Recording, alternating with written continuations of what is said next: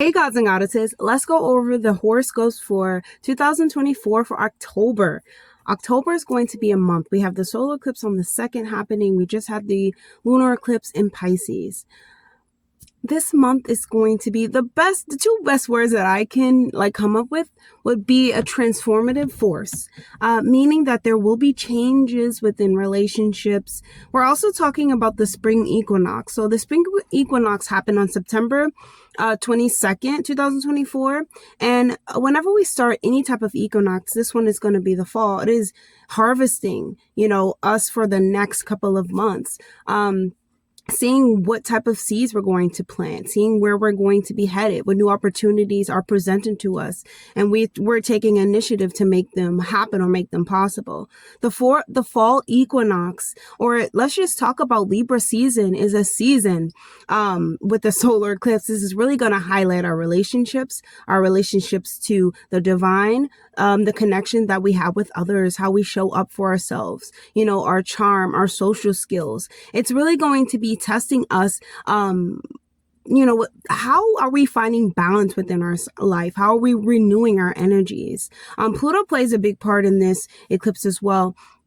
Just, how are we going to be transformed? Actually, Venus is the ruler of this eclipse that is going to be happening on the 2nd. And, Venus is a planet of obsession, love, jealousy, and it can also spark things within us that are, not the best, like the low vibrational love energies, which are jealousy, which are feeling like you're going to lose something, fear, and the solar eclipse really gives us a new chance to start our relationships, to find out if it has value. We had a solar eclipse or a lunar eclipse in Libra. I believe it was a lunar eclipse in Libra, solar eclipse in Aries back in earlier this year, 2024. It was really testing our relationships, and this one is really going to be testing your relationships, but more in a transformative period. Like, are we moving forward or not? Kind of like this is a new chance or not. And there's something that sparks within us all that, it awakens within us, that pushes us on our soul's path. That's what eclipses are. It's really like reminding us, every 6 months, if you're not aligned to where you are, people who are not aligned to where they are will feel it more than others, depending on your sign, your degrees, and things of that nature. But now Libra is, the star of the show. Happy birthday, Libra. I love Libras. I'm so compatible with them when it comes to as far as connection, their social skills and things of that nature. Like, Libra is a loving sign. It loves all, and it really has this capacity to love, to be a mediator, to figure out a way to not get around it, but to see different perspectives and to make a just decision, based off how everyone feels in the equation. And they usually make the best decision. Like, Libra energy, I feel like whoever is going to feel this the most, which would be, I feel as though Libra on the axis of Aries, Pisces too, Taurus, people who are ruled by Venus, could feel this pull, within them that feels like there is time for a change, and there's no going back. Like, there's no more thinking about the past. It's kind of done, during this month. It's like, now it's time for us to let go of the past and really move forward. Like, the past, yes, it reminds us of certain things, but there is a beauty in forward. There is this beauty of seeing our relationships and actually being grateful for them. There is beauty in getting finding new connections. Remember, we're all, in this whole, this body, in this universe, we're all connected. We're just living different life experiences. And it's really important. Libra teaches us the importance of connection. There is no way that we can get through this life without connection. And let's just go over some quick planetary ingresses that we're going to see this month in some aspects. So on the 2nd, like I said, we're going to have the solar eclipse in Libra. I made a video on it. It's going to be at 10 degrees. Definitely go check for your sign. It's going to be, like I said, transformative. And you just want to be aware of this energies to not go back, to understand that, hey, maybe the abuse or the mental agony or the non-fairness or the imbalance is causing imbalance within my own life, and I'm choosing to let it go.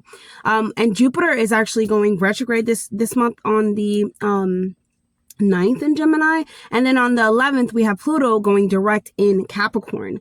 Thank goodness. And then on August 13th we have Mercury entering into Scorpio. On the 17th we have the full moon in Aries at 24 degrees. And then we also have Venus on the 17th entering into Sagittarius, and the Sun entering into Scorpio on the 22nd of October. So like I said, during this Libra season, you know, honestly, during this month, we're talking about Libra. We're talking about someone who, you know, wants to keep harmony within all things, maybe having some influences, because we're, what do you call it? Mercury and Venus is going to be transitioning through the signs of Scorpio, and also you know, Scorpio's ancient ruler is Mars as well, and Mars is going to be going through Cancer. So there is going to be some revelations in relationships, definitely some feelings, you know, coming out, maybe some secrets too coming out, some moodiness, you know, just honestly, yeah, some imbalance within, you know, the emotional state, the mental state, and maybe not being able to convey them as well, but, you know, acting out different characters and behaviors of Venus, which are low vibrational, being jealous, you know, talking out of terms, being gossipy, kind of like Mercury. And then we also have Jupiter going into retrograde, like I said, on the 9th. And, we also have the planet Pluto going back into direct, which is really good on the 1st. And I'm very happy about this, because we can all expect to want to introspect on your inner, like, what is going on in your inner world. Like, you know, your belief systems, kind of like, what is your outlook on the world? Like, what are you actually believing, you know, about the world? Is it beneficial towards you? And, you know, the reason why I feel like the reason why the fall equinox is so important is because it gives us a chance to really look at ourselves and like how we are showing up in our lives, but through transformations, you know, through really like an introspection, you know, really like I'm looking at myself. I'm going to figure out how I can, you know, go and look in these different ways. And I feel like with the eclipses, that's why it's so important, is there is a no nonsense, you know, this is not going to happen anymore. You know, I'm taking initiative, and I'm really facing those shadows within myself and trying to propel myself forward. And I feel like with Mars being in Cancer, the best way for us to do this would be channeling our creativity. You know, channeling our writing skills, meditation. Oh my gosh, meditation, especially during, you know, the solar eclipse, getting some type of, sun. It's really good for us during this time. There's just a lot of, things going on that are going to transform you, or transform the way that you think, and transforming our mental patterns. So, like I said, Libra is ruled by our relationship. Libra rules over our relationships, our exes. It tries to find some type of, you know, equilibrium between the two, even though it's not always the case, right? It kind of like Libra enhances our endeavors outside, like corporate, you know, personal, you know, social, fun. It's really great with making healthy connections. And during this equinox, we have our planet, well, Jupiter, like I keep saying, the one that is of expansion and growth. It's going to be trining Pluto during this, our fall equinox. And this is really a opportunity for transformation. It's an opportunity to look at our ambitions, our motivations, our belief system. What do we believe? And starting to maybe wanting to take action towards those two. Whenever we have a trine, we have two planets or two energies that are working together, trying to fulfill the same goal. They just have different ways of going about it. It's up to you to kind of harness them as one, transmute them, and make them like transformative and helping and working for you. So it's really vital for us to reflect, you know, on our relationships, like I said, or even on the collective, or how people interact with each other. It's, you know, we're going to be paying attention to that, you know, really how people speak to each other, and just using Jupiter's optimism and using the energies of Pluto, which is, you know, very much needed change, to just direct your life in the most, it's very uncomfortable, but into the most beneficial ways towards you. Healthier relationships, better connections, negotiation, being able to negotiate, being able to master some type of quality over your own life, that nobody can take away from you, and that is just, within you. But this comes from the transformation, engaging in conversations, and honestly television, any type of conversation or converse or words. I feel as though we're talking about with Libra, even beauty, you know, people wanting to wear what they want to wear, show up how they want to show up, and it not being you know, it not being thought about as something so outlandish or anything like that, but just being fair, you know, kind of staying in your own lane, letting everyone just be who they are. You could see like people during this time, like I said, in relationships, maybe a little bit judgy, but I feel as though if we do journaling, we do our practices, affirmations, practices out in the sun, some sun healing, I feel as though we will definitely be okay. I do think that it's a time to really connect with your inner self. And I know that we're talking about Libra, which is other people and other people, like relationships, but think about it. You cannot show up in your relationship or show up in any type of dynamic with the next person if you are not willing to look into yourself, you're not willing to introspect, you're not willing to sit with yourself and ask yourself those hard questions. And how are you showing up? And is this relationship really going to take me further? Or is this relationship, you know, just something that is just like an acquaintance, you know, it's really nothing soul bearing, just very casual, you know. Libras always can be very casual as well.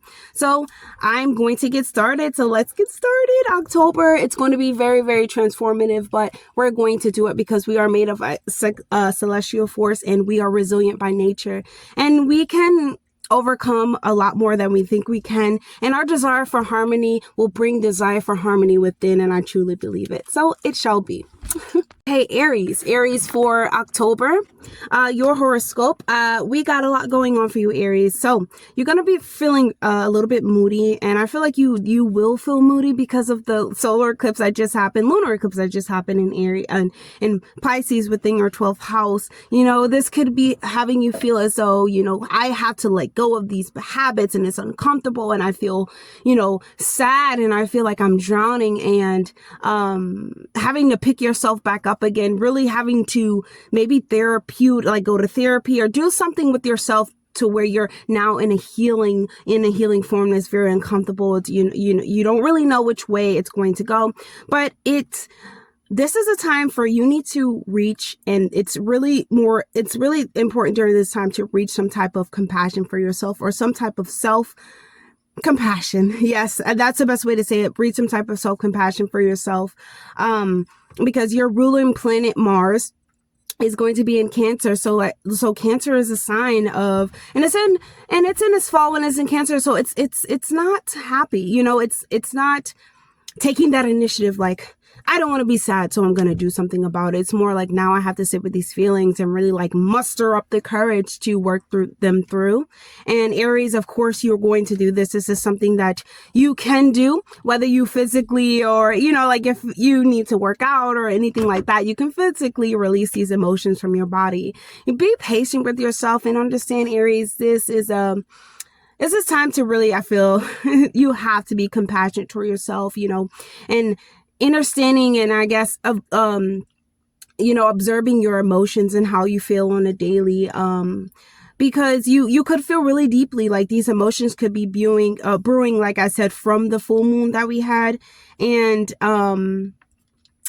it's uncomfortable. Like, it's uncomfortable. It's like these energy are stirring up drama between you and maybe your peers, because you feel like a victim. You feel as though, well, I wouldn't say you feel like a victim. You feel really the heaviness from others, or maybe having to change, and kind of it projects, or you project it out, and, you know, make it seem like it's them. And we all do it.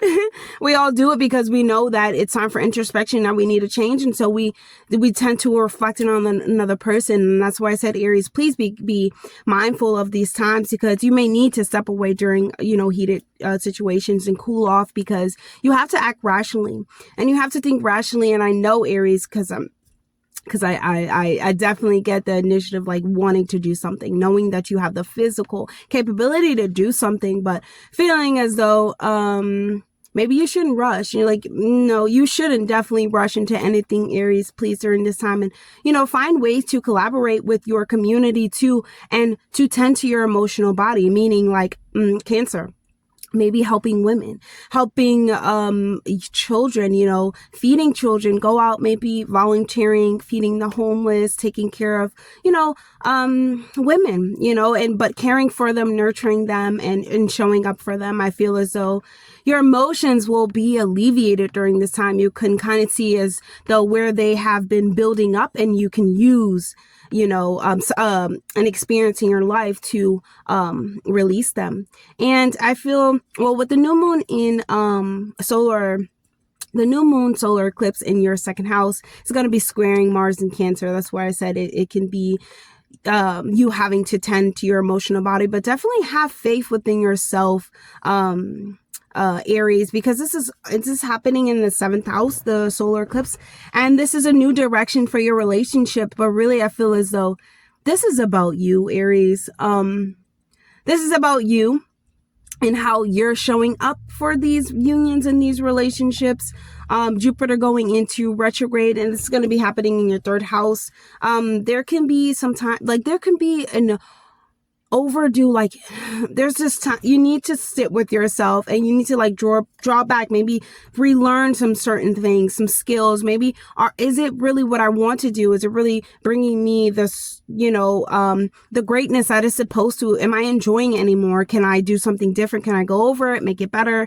Maybe you may want to maybe you want to spend some time alone or spend some time away, or you can be really busy during this time. I feel like you might be really busy, but you have to take time to meditate. Understanding that there could have been a lot of, like, you could be really busy, but you have to take time to meditate. You have to take time to walk away, Aries, and really meditate on, you know, what's going on. And also on the 11th, we have Pluto going direct into Capricorn. So this, in your 11th house. So I feel as though you can have maybe some type of download or some type of connection, or someone comes to you, or there is this certain type of realization that comes to you about a goal or wish that you have, and it's buried deep beneath the surface, but it comes to you as though it tugs, you know, on your souls and your dreams. You know, it might show up in your dreams or something like that. Just be mindful during this time, because this is something that has to do with your soul's mission,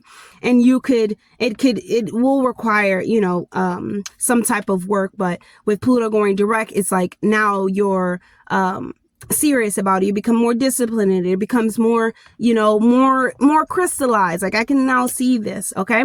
And then we have the full moon in Aries within your 1st house. Okay. Aries, on the 17th, this is going to be a day, I feel as though, Aries, and whenever there is a full moon, there is something that we're letting go within our identity. And I feel as though with the solar eclipse, lunar eclipse in your opposite sign, there's some type of behavior that you're bringing, Aries, into your relationship, and it downplays on your character or who you truly are.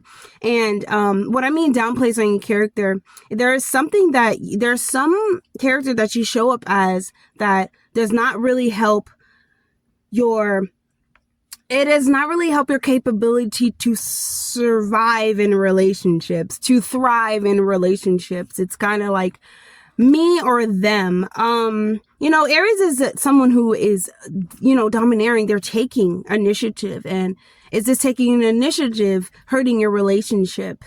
Or is a relationship being hurt because you're taking initiative? These are questions that you ask yourself, Aries. And I feel like by the end of the month, when we having Venus going into your 9th house, there is some type of higher knowledge and higher understanding that you get, or there is some type of outlet that you have to learn more, to be more. And, you know, that makes you feel better as a person, and kind of all of this, you know, these uncomfortabilities that you're going through, Aries, it will start to alleviate during, like, when you start to come to realizations, when you get more information as like, what is the universe trying to tell you? Like, what is actually being said to you? So that's all I have for you, Aries. I hope that was helpful. Oh, I forgot to choose a message from your higher self. Okay. Oh, one just flew out, we have the answers you seek are within. The answer you seek is within.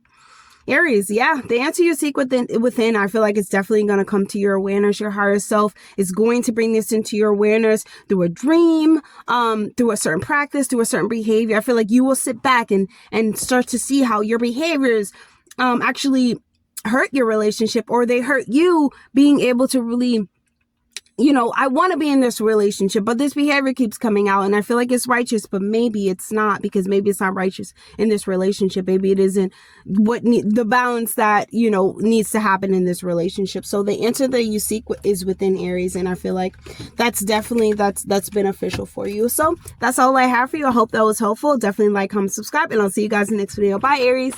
Taurus. Okay, Taurus, let's get started. So Taurus, this month, you're going to be vocalizing your desires. You're going to be more bold, you know, within your inspiration this month. Your planet Venus is going to be the ruler of this eclipse that's going to be happening on the 2nd.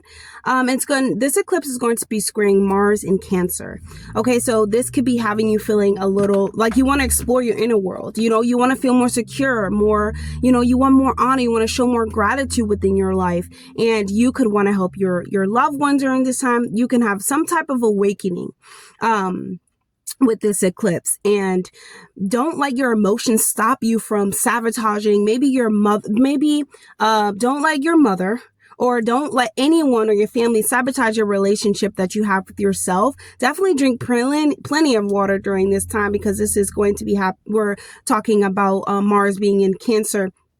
And this can be having you feel like, what do you truly want right now, Taurus? You know, maybe your inspirations, you being bold, you know, allowing yourself to confront things head on and truly understand what you want right now. Okay. So, and then we also have the Mars highlighting your 3rd house in Cancer, and this here, your communication. Don't let your communication come off as too emotional, Cancer. You know, try to communicate the way that you feel, yes, but you know, Mars in Cancer, it kind of reminds me of like someone who like whines out their speech because they're upset. Trust me, we all do it.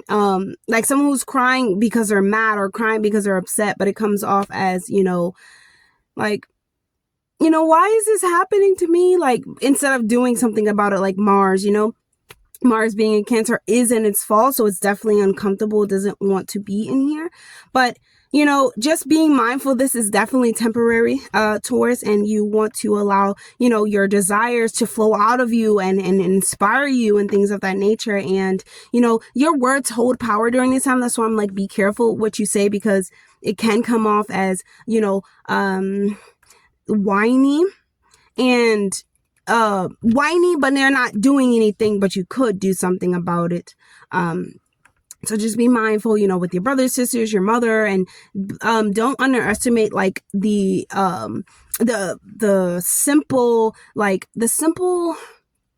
act of telling people, this is what I want, taking control, taking initiative. This is what I want to do, and this is not what I'm going to do. There is like this thing that we all have, and I feel like we grow out of it as we evolve, where we want to tell people who we are. We change when we evolve. We're happy. And we want others to see us that way so badly that we keep on, this is who I am. This is who I am. But we don't have to force or preach or literally show people who we are or what we want. We just have to say it and be it. And I feel like this is definitely a be it type of thing, Taurus. Instead of, you know, being upset about it and wanting to talk about it, yes, or wanting to say, you know, I'm exploring myself. I want to find more, you know, meaning within my life. I want to find more meaning within my relationships. You know, I want to find more meaning within something, or, you know, anything that you're trying to do with yourself, Taurus. I feel like in life, you don't need to tell people this is who you are. This is what you want to do now. You just need to be that type of energy, and other people will see. And if they do, they do. If they don't, they do. And this definitely, yeah, so Taurus, we have Jupiter going into retrograde in your 2nd house in Gemini on October 9th. So definitely be mindful about the the way that you communicate your worth, right? And the way that you communicate your value. If you feel like you're worth more than you're being paid, then you must speak up for yourself, right? By figuring out what you want, Taurus, and figuring out what brings value to you. Okay, second house has to do with value. So what is actually valuable to you? And Jupiter brings in has or can bring in materialistic success being within the second house. So you being mindful, like, is this what I want? Is this really what I want to say? Is it really the message that I want to convey, that brings resources? I just feel like you're just going over and thinking back, like, is this really what I thought it was? And, on the 11th, we have Pluto going direct in Capricorn, which is great because that now gives us this, and now gives you the capability of, this is going to be in your 10th house, so the capability of understanding what you want in your career. And I feel like there's this deep knowledge or deep understanding that you have come to, or this deep transformation that will take place for you within your life path, but it pushes you on your correct life paths, and you understand now what you're here for. Like, what are you really trying to have in this in this relationship, in this reality. This can be, maybe you get a certain realization from your father, Taurus, from some type of masculine energy where you need to take authority over your own life. And Pluto having its story within the Capricorn for the next, couple of years. Within Aquarius for the next couple of years. Excuse me.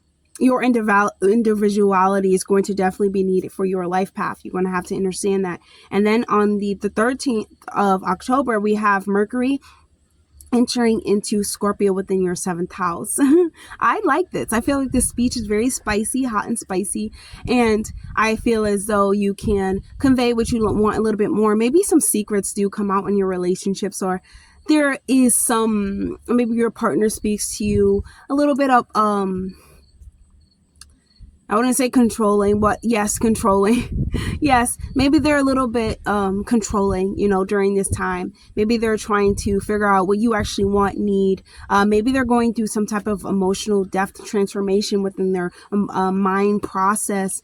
This is definitely some type of communication that goes in very deep, that goes in very depth within your union's relationship with an ex, coming back to light. Even an ex can come back to light, but I would definitely be mindful, because this can bring a transformative lesson within the 7th house. So the full moon in Aries, that's going to be happening within your 12th house, Taurus.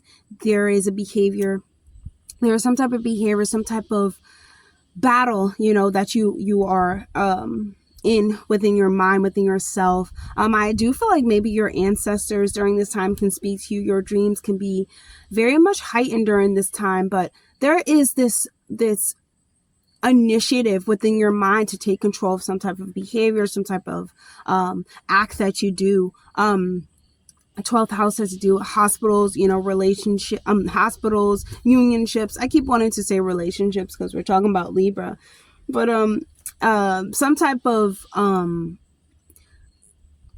idea, comes to your mind about the behavior, how you can change it. And it's very uncomfortable. It's very emotional.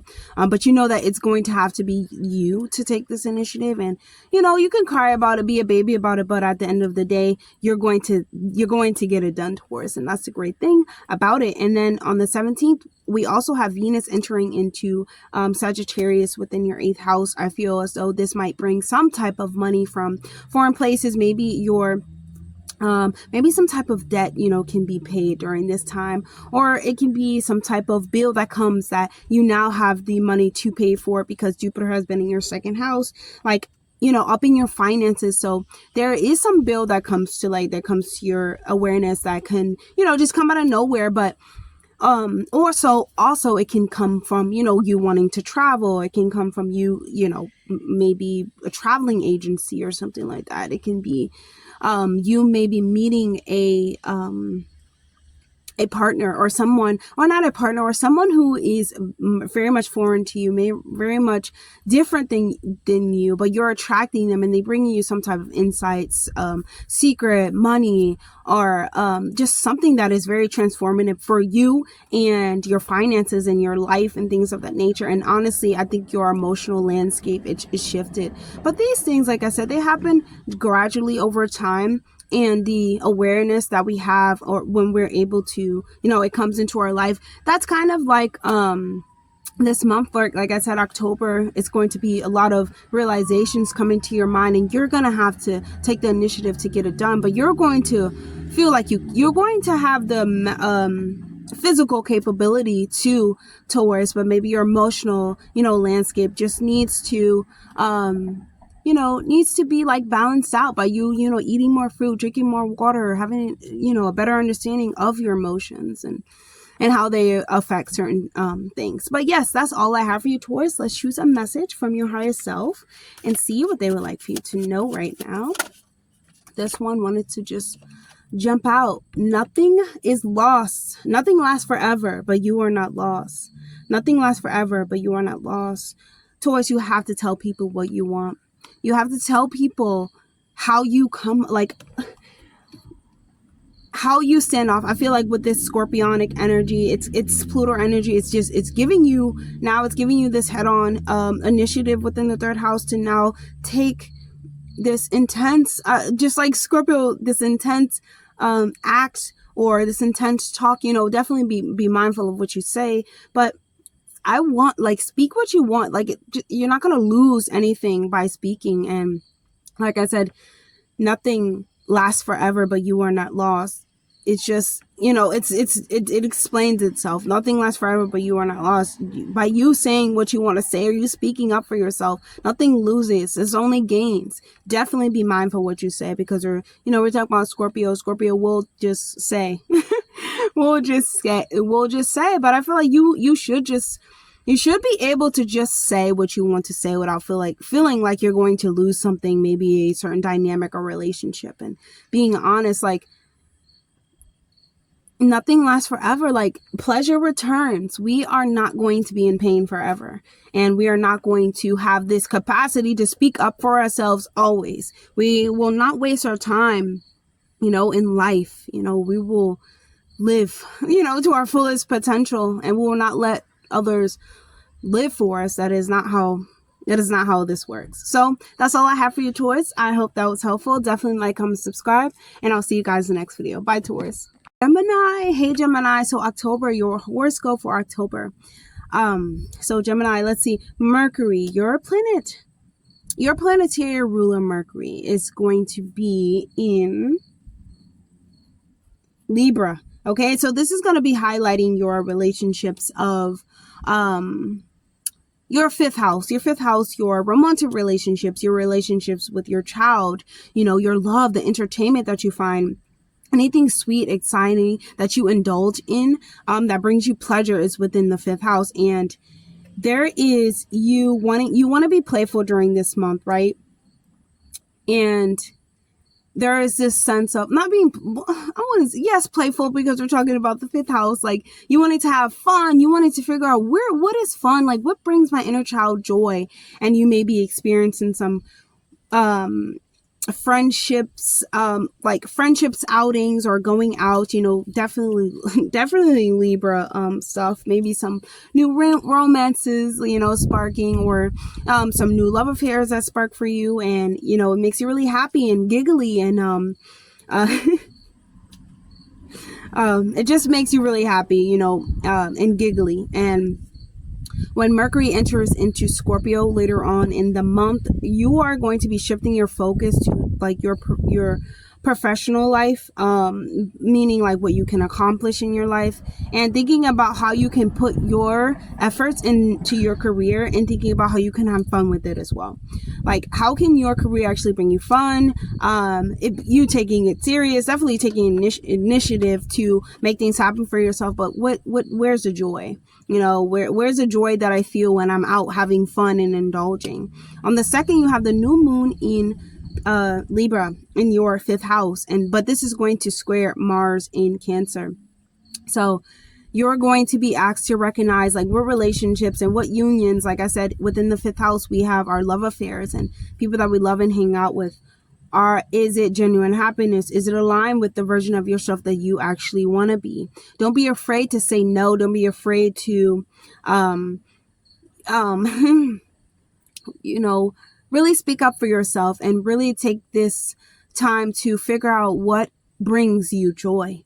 And if it doesn't bring you joy, you must not cause yourself emotional turmoil, Gemini. And you must use your empathy to empathize with yourself and figure out what you truly want and be vocal about it, and do not feed into that emotional sadness, you know, that Mars and Cancer can bring, you know, that wallowing in of, you know, the emotions when really you should be action. Well, Mars is in his fall, was in Cancer, so that's definitely understood, but, you know, just putting your foot down on what really means something to you, and don't be being afraid of it. So Jupiter is turning retrograde in your 1st house.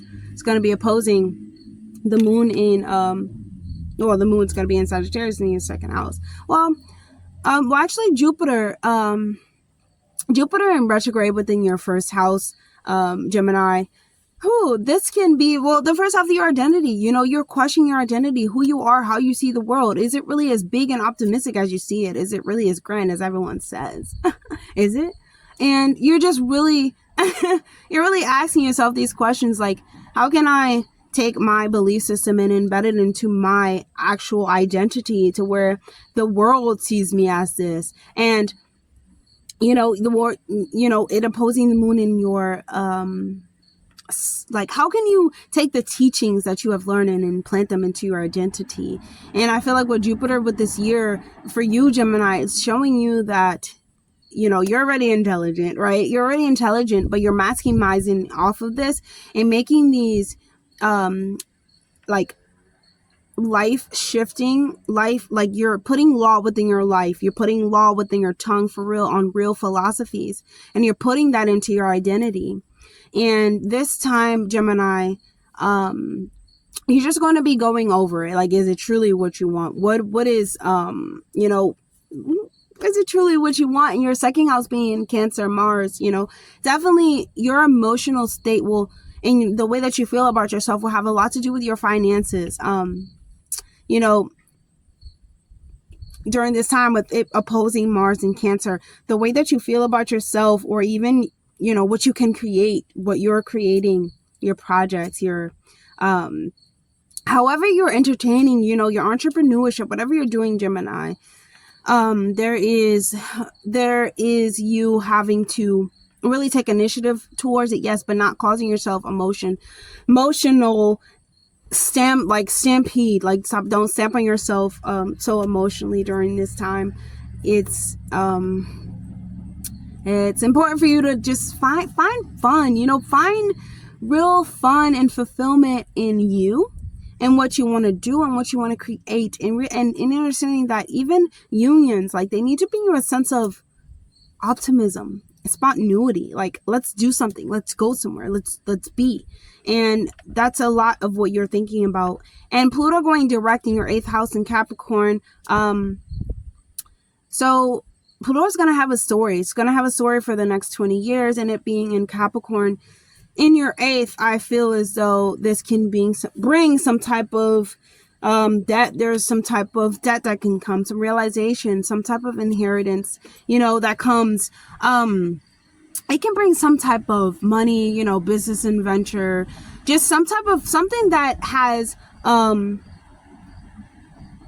something that is definitely materialistic and can bring you some type of foundation here on this plane. And it can be, well, Pluto rules over the 8th house, so it's definitely something that transforms your way of thinking about your things, like your resources, your values, like what you have to offer, or honestly what someone else has to offer you, other people's money. And there is this, should I build off of what someone else's has, you know, but there's just this deep revelation, I feel as though, with Pluto in the 8th. it being definitely about your, career, it being definitely about what you can materialize in this world. And there is this, secret that comes to life. There is this deep understanding, this emotional turmoil that boils inside of you and causes an abrupt transformation. You cannot get over, this. And that's why I said, don't cause yourself emotional stampede. Don't cause yourself emotional turmoil, or even with the next person. We're talking about the 8th house. Don't cause them, any type of don't cause them anything. I feel as though Jupiter going in retrograde, honestly, your partner could be really focused on themselves because it rules over your 7th house. They could be focused on themselves and not so much focused on, you. And this is time for you to focus on your outlook on the world and how you can really use Jupiter, someone, who brings luck and all these, great ideas or these great insights about life, using it for your own benefit, right? So let's choose a message, Gemini, from your higher self and see what they would like for you to know right now. We have discipline can lead to happiness. Like I said, I feel as though, with the 8th house, Pluto going back into direct within the 8th house, it's ruling over the 8th. It's going to play a huge story, or actually the story has ended, it being in Capricorn. It's ending now. It going direct ends this story of your finances, other people's finances, other people's resources, and things like that. And understanding that discipline is truly what brings us happiness, because being disciplined within our own value, within our own structures, our business, even within, our unions, or what we can offer them financially. Discipline, you know what I'm saying? Like, everybody has to bring some type of thing to the circle, to the bubble. And I feel like it comes into awareness this month for you, Gemini. So definitely, look out for Mercury. Mercury is your ruling planet. It's going to be in your 5th house. And I feel as though, you're thinking a lot about like love and affairs and things of that nature, and how to have fun. And through those outlets, I feel as though you can find happiness, but being disciplined within your own practices that help you connect more with your mind, Gemini. You definitely have to get those. You definitely have to be disciplined about those. So that's all that I have for you, Gemini. I hope that was helpful. Definitely like, comment, subscribe, and I'll see you guys in the next video. Bye, Gemini. Okay. Hey, Cancer. So Cancer, on the 2nd, okay, so let's just talk about it. I mean, Cancer, you have the solar eclipse on the 2nd happening in your 4th house, but you also have Mars in Cancer in the 1st. So this is emotional fulfillment. This is you taking emotional fulfillment. I am not taking any type of non-negotiable when it comes to this. I want to feel fulfilled emotionally. I want to feel like my efforts are actually bearing fruit, and I want to feel nourished within my life and definitely within my emotional body. And there is a sense of duty that you have in purpose, especially with Mars being in your sign, where you want to come to a place of authentic gratification, authentic love from the next person, authentic, acceptance from the next person, and the character that you're embodying. If it's drained, if it's feeling depleted, if you're feeling like maybe you're not doing the most. I know Mars is in your 1st house, so you honestly, you could definitely be feeling like you can physically do more than you can emotionally do. So your body feels very heavy during this time. You could it will definitely, not even maybe, it definitely is vital for you to drink a lot of water during this time. And I would definitely get like moonlight. And I would definitely do affirmations, telling myself like I love myself. I'm the best at this very moment. Everything that I do will, continuously be a blessing. God and Goddess, they are blessing me right now. You must speak your affirmations, because I feel like that is definitely your best friend. That is definitely that, chip on your shoulder, or that angel on your shoulder telling you to take these initiative to embody the attributes or anything, because we're talking about the 1st house, to embody the behavior, because let's talk about Mars, that you need to embody in order for you to transform your life, your emotional landscape, because the 4th house is your emotional landscape. And it being in Libra, this is your house. This is, you deeply connecting to who you are. And you're like, I'm going to feel happy and emotionally fulfilled. You're going to feed into me emotionally. And that's how, you're feeling during this time. And you know, like I said, Mars going through your sign, there is this abundance of energy, or even abundance of thought, or abundance of emotions that make you feel like it's okay. You know, it's okay that I feel this way, and it's okay that I want, you know, others to properly fulfill me. Like, what I want is not too much, and I feel like you're understanding that a little bit more during this month or this eclipse. You know, you having meaningful conversations with others. We're talking about Libra or loved ones. You know, with the full moon being in Aries on the 17th, this can be drama, you know, stirring up for you too, Cancer. But I feel like, really, Cancer, you need to just focus on yourself and your emotional landscape, and fulfilling yourself emotionally, and kind of eyeing out and seeing what is not fulfilling you emotionally and causing you to be burned out, and just be wary of those things. Like, what is actually causing you to feel drained, you know? Definitely observing those things.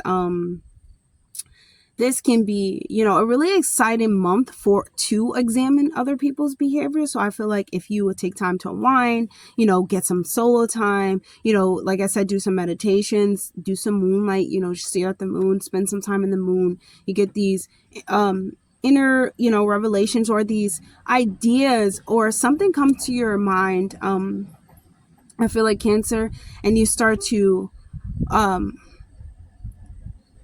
really see, you start to really put things together, right? Things start to click for you. This is what's causing me to feel drained. This is what makes me feel happy emotionally. And now you're able to pinpoint exactly what you need, and it makes sense to you. So Jupiter going retrograde in Gemini within the 12th house, you know, that right there, Jupiter in Gemini gives an abundant amount of things, you know, whether it's bad, whether it's good, you know, it just gives you I feel like a different perspective, or different perspectives of one certain thing. So you're able to look at different avenues and reach some type of success, or an idea, or a statement, or understanding. And Gemini going retrograde in your 12th, I feel like, as though this is, you know, your mind, your deep not intellectual. Well, it being in Gemini, definitely intellectual, but it's something that is embedded to your behavior and how you're acting out into this world, you know, that comes into your dreams too. You know, it comes into your lucid traveling, shows up in your subconscious behavior, and you're acting out these behaviors. Definitely be mindful of this, and especially your communication. Yes, definitely, especially your communication, Cancer. That's why affirmations are so powerful for you during this time. It can really form your direction in life. Solar eclipses, they happen every 6 months because they're supposed to, you know, redirect us into the direction that we're actually supposed to go in. So on the 11th, Pluto is going direct in your 7th house. This is honestly ending a story that started about 19 years ago or 20 years ago. Pluto stays in a sign 20-25 years or more, and you know, it going direct, this is the end of this story. You know, it's going back into Aquarius, but it's showing up for you in your 7th house as, you know, maybe they didn't show up for you, you know, emotionally, or maybe there is this time for you, you're getting serious, like you really want to feel that balance, you know, within the next person, and you going over, am I actually feeling this? And I feel like when it goes direct, there is this yes or no, you know, there is this clarity, there is this crystal clear yes or no, you know. And then on the 13th, we have Mercury entering Scorpio within your 5th house. So I feel as though that can be, you know, a lot of people communicating that maybe you are intense. They're communicating, you know, maybe love affairs coming to you. They're thinking that you look, you know, sexy, or they're attracted to you, or attracted to the things that you say, and it's luring, it's desiring, and it's like you desire to connect with people on such a deep level that you're merging with others. Be mindful of this. Be mindful of this during this time. Mercury in the 5th house can bring obsession. There's also overindulgence, like, you know what I'm saying? There's overindulgence, there's obsession, there's just overly doing something and just involving yourself or merging yourself into something, or an idea, or some type of thought process, or even some type of speech that is not right, or maybe speaking to your children. Be mindful how you speak to them as well. and speaking to others, and I feel like this can be good when it comes to entertainment too, because these things, like I said, in the 5th house are very entertainment, but we have to be mindful of what we say happens. So, you know, is it worth the entertainment? You know, sometimes it isn't. And so we have the full moon in Aries going to be happening on the 17th of October. And Cancer, I feel as though, you know, just be really mindful when we talk about Mars is in Cancer, and it's having a full moon. Your emotions are your own, Cancer.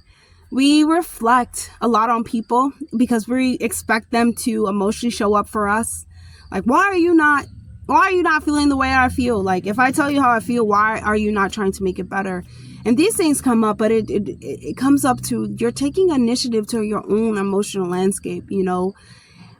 I think about this a lot too, Cancer. You can immediately, because you can immediately do these things. Just follow the moon. But certain times, you know, when we feel sad or we feel a longing for something, we can really tell our minds, like, be happy, do this, you know, be happy, be excited, and really act out those behaviors. Or I'm releasing this from my body. Like, you actually saying these things. I am releasing this from my body.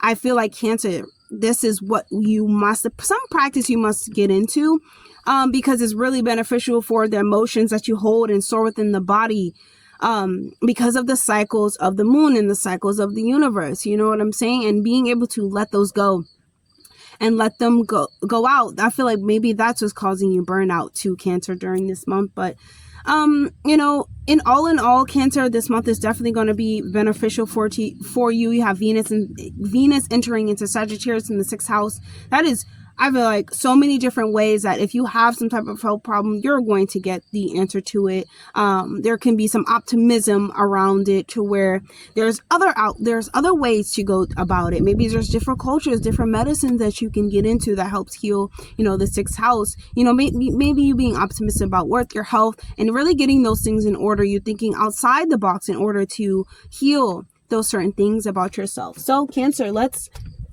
choose a message from your higher self and see what they would like for you to know. This one popped up. Ooh, many blessings, Cancer, many blessings. I absolutely love this. When you are on a love frequency, Cancer, your blessings will find you. When you are authentically yourself, you're moving in a sense of purpose. Cancer, your emotions are you. You cannot get rid of them, and you cannot pretend as though they aren't there. They are your superpower. They are your way to channel the energies of this world, of this existence, through the moon portal or through the energies of cycles. Cancer, you have so many blessings that are here. Like, they're literally here waiting for you, but you have to find your sense of purpose, your sense of emotional fulfillment already embedded within yourself before you can look outward and try to get it from another person. Your blessings will never miss you when you are aligned to who you truly are, and affirmations are your best friend. I am aligned to who I truly am. I am blessed. My blessings will never miss me. I love myself. I cannot wait to receive my blessings. My blessings are already here. You must say these things to yourself, Cancer. I'm telling you, it's going to change your life. This is a like I said, the 2 words I can describe this month is transformative forces. Transformative forces. That is all. So that's all I have for you, Cancer. I hope that was helpful. I hope that was helpful. Definitely like, comment, subscribe, and I'll see you guys in the next video. Bye, Cancer. Oh, Leo. Okay. Leo, we're going to be having a solar eclipse, right? So whenever we're talking about the sun, we got to follow the sun. So this month for you, Leo, there is going to be a solar eclipse, or new moon solar eclipse in your 3rd house in Libra.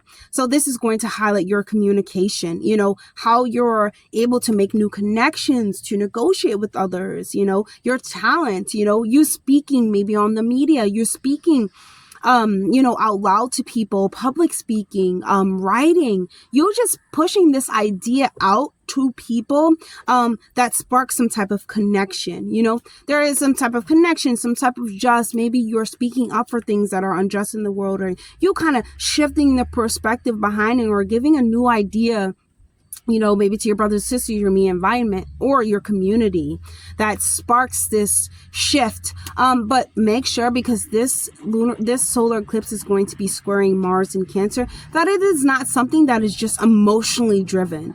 You know, make sure it's something that's actual, factual, like Libra. It's like actual justice, you know, justice, facts, law. Like, make sure it's actually something that you're standing for the collective, and not something that, well, definitely it starts off something, you know, within you that happens in your own life, and, you know, it sparks out into everyone, because we're all like living the same lessons, but different experiences. We're all part of a whole, but, you know, for you, Leo, you know, there's just something that comes to you during this time, I feel like, and it just shifts, the way you communicate. But it's definitely something that stems from your emotional, you know, state, but don't let it cause you like emotional turmoil. It's the best way actually to say that. So you are definitely warm and in relationships, you know, wanting to feel warm and happy, and feeling like things are going right. You know, there's pleasure and generosity within your relationships, and, you know, maybe you're bringing home a partner and admiring them from your brothers and sisters. Like, look at my awesome partner. There can be a time where maybe you wanting to actually value your alone time this month, or time with family, because like I said, we're talking about Cancer. That is, you know, time with family. Feeling like maybe you should take that initiative to actually, you know, care. So so Cancer is actually lighting up. Cancer and Mars is lighting up your 12th house, about, you know, your subconscious and endings and things of that nature. So I feel as though this is a good time for you to, you know, get some rest, right? Because there could be these doors closing, or these endings, or these sudden, you know, you actually wanting to end these things, and you wanting to, you know, get out of these subconscious funks, right? And this could make you sleepy. So this can make you feel extremely wild, because like I said, you know, we're talking about the communication, third house, this new moon is like, you want to speak about this thing. So being mindful of your subconscious pattern before you actually start speaking about these things, because this makes you like really wild, because you're feeling as though this can be unsettling. You know, this can be time where you really need to spend time, like I said, alone, because this could be an emotional thing for you. And, you know, you wanting to find justice within it. And I feel like you can, but you always have to do things from a observant mindset. If your emotions are not aligned, you know, if they are easily swayed, it's hard to get things done, or it's hard for other people to see like where you're stemming from. So that's why during this time, it's definitely time for you to spend time, you know, by yourself, growing and finding growth. Actually, I feel like you find growth within spending time for yourself, because Venus is going to be in your fourth house of home, family, and also, like, fourth house is your emotional deep landscape. So bringing awareness to that and observing them, like, what are my obsessive behaviors? You know, what am I really jealous of? And how does that all play a part in my ability to communicate my ideas, right? And Leo, this can be a time where you find solace in family time, or you can find solace around people who are chosen family. They don't actually have to be family, like a mother. You know, you're just spending time with people, and it being really good and really beneficial for your ability to sense, you know, like awareness. We must be really aware during this time, Leo, of our own behaviors. The sun entering into the fourth house, too, in Scorpio, I feel like that can bring up some secrets at home too. You know, maybe some behaviors, or like I said, some obsessions, like what are you actually jealous of? And it's just bringing this up. It's going to be conjuncting Venus, and it bringing it up, and you're like, excuse me, now it cannot no longer like lie underneath the surface. It is something that is brought to your awareness. Okay. And so Mercury entering into Scorpio within the fourth house, there's a lot of communication at home. Everything a lot of communication at home with the mom, with people, you know, in your environment, but also your emotional landscape definitely will need your awareness. And so you got the full moon in your 9th house on the 17th in Aries. I feel as though the 9th house is about, you know, law, justice, and I feel like you will find out something within yourself, because Aries, like some type of behavior that you are putting into, and we also have Mars in Cancer, that causes some type of emotion, like some type of emotion to stop you, you know, from actually exploring different things, you know, learning different things. And now you're starting to see that it is your behavior, maybe your outlook, maybe your thought, like I said, that stops you from changing the way you see the world, from redirecting your life path into something more fulfilling, absorbing philosophies and new teachings and things of that nature. So there is something that exists within you that you will come to awareness, you know, with this with Venus, not Venus, but with your the full moon, right? And there's something that you're letting go of. There's like, I'm no longer doing this anymore, you know, Leo. There is this awareness of now things are changing. So let's choose a message from your, and definitely get some rest too. Definitely get some rest, Leo, during this time. Okay, don't be afraid to ask for what you want and say no, especially if you have to, especially when it comes to family. If you are not emotionally up for it, do not do not go, you know. So we have explore the lesson and you will find yourself.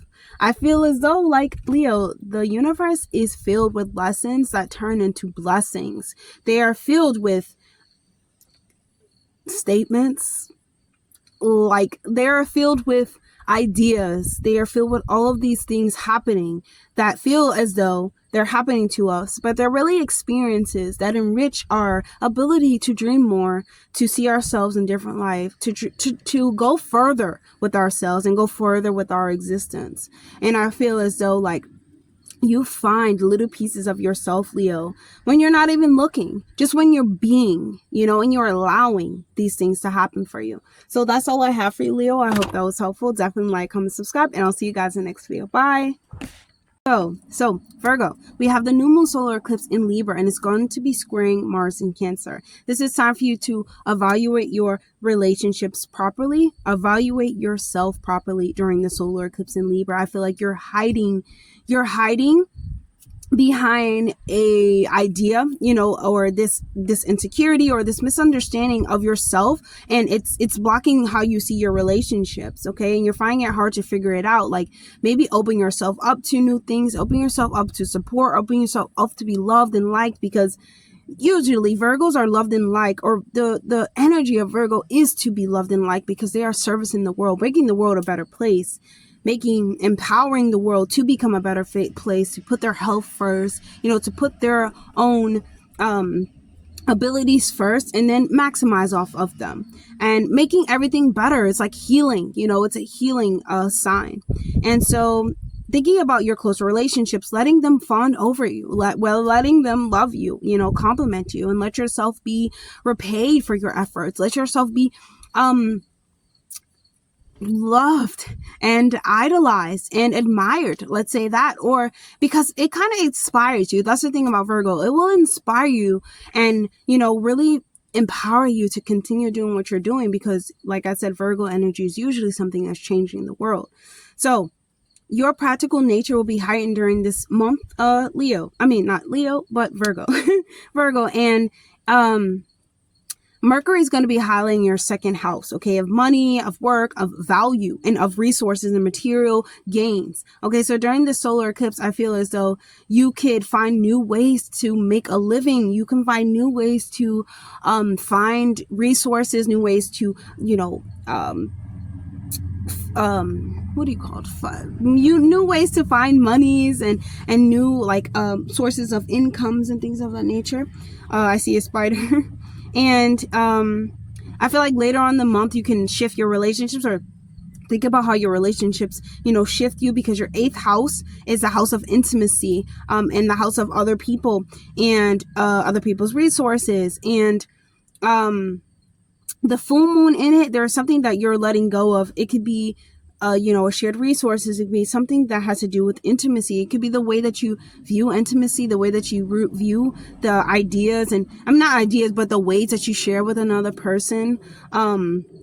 This can be you having a lot of conversations and maybe negotiating or navigating important conversations, Virgo, too, that has to do with, you know, business, that has to do with some type of money, like you wanting to gain some type of prosperity.